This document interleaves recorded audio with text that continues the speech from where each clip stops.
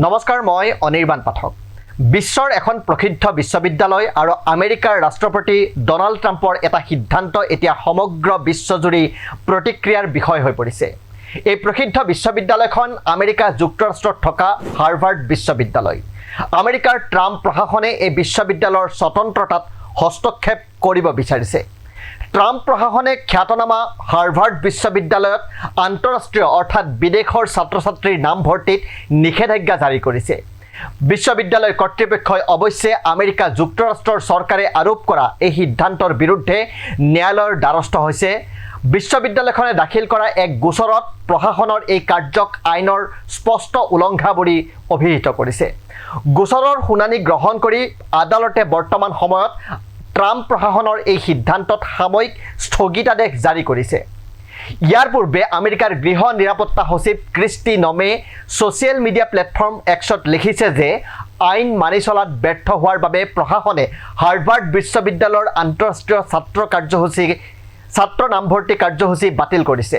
Christie নমে লগতে ইয়াক সমগ্ৰ দেশৰ সকলো বিশ্ববিদ্যালয় আৰু শিক্ষানুষ্ঠানৰ বাবে এক সতৰ্কবাণী বুলি অভিহিত কৰে। একে সময়তে হাৰ্ভাৰ্ড বিশ্ববিদ্যালয়ে চৰকাৰৰ এই পদক্ষেপক অবৈধ বুলি অভিহিত কৰে।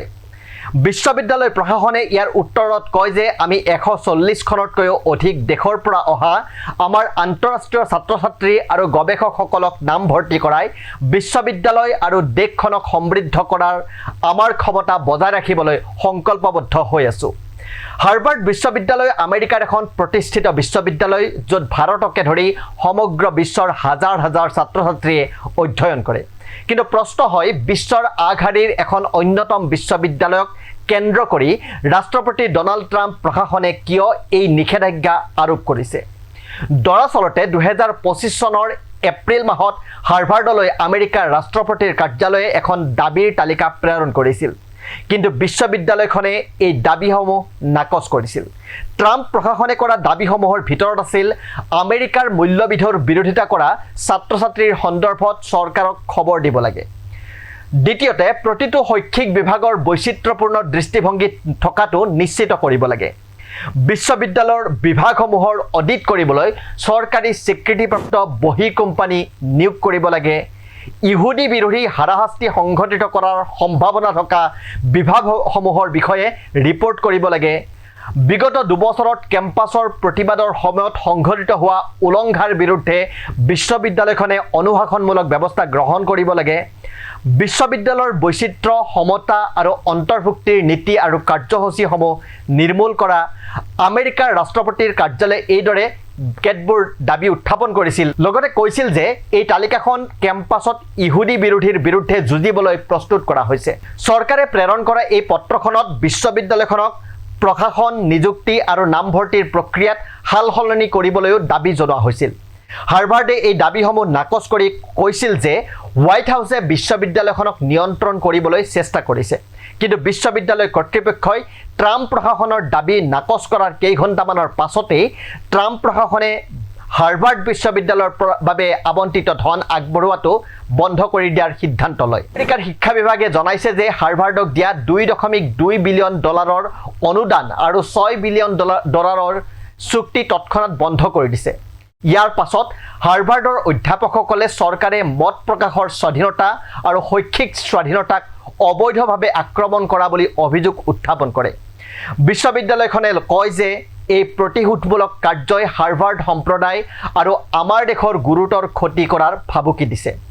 ই হাৰ্ভাৰ্ডৰ শৈক্ষিক আৰু গৱেষণামূলক অভিযানকো ক্ষতিগ্ৰস্ত কৰিছে। উল্লেখযোগ্য যে ইয়াৰ পূৰ্বে হোৱাইট হাউছে কলম্বিয়া বিশ্ববিদ্যালয়ৰ পৰা $40 বিলিয়ন ফেডাৰেল পুঁজি উভতাই লৈছিল। ট্ৰাম্প প্ৰশাসনে কলম্বিয়া বিশ্ববিদ্যালয় কেম্পাছত ইহুদী বিৰোধীৰ বিৰুদ্ধে যুঁজ দিয়া আৰু ইহুদী ছাত্ৰ ছাত্ৰীক সুৰক্ষা দিয়াত ব্যৰ্থ হোৱাৰ অভিযোগ উত্থাপন কৰিছিল।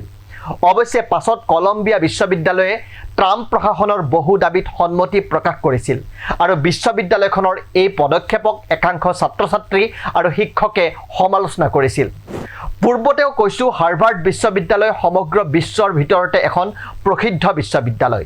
এই বিশ্ববিদ্যালয়ত সমগ্ৰ বিশ্বৰ 6,000ৰো অধিক ছাত্ৰ ছাত্ৰীয়ে অধ্যয়ন কৰে।